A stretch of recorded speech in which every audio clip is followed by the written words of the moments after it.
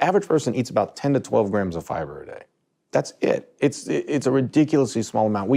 We suggest that people eat 35 grams of fiber a day. When we start looking at how native populations eat and what paleo people, the idea is that paleo people probably ate 100 grams of fiber a day.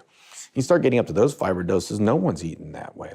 But that's what fosters a really good microbiome.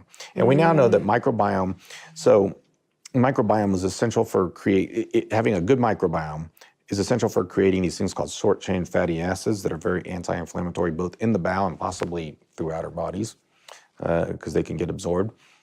And we know that there was a great study that showed just 2 weeks on a plant-based diet completely changes your microbiome. We used to think a microbiome was like a thumbprint, like once you had it, that was your microbiome. Now we know in 2 weeks it completely changes. Whereas you start eating meat again and it changes back. The other thing we know about the microbiome of meat eaters is it will turn carnitine into TMAO, which is a chemical that we know is associated with heart disease and inflammation. And so what is the microbiome responsible for primarily in the body, just for viewers who might not know what it is? So the microbiome, we have billions and billions we have more microbiome in our bowels than we have cells in our body.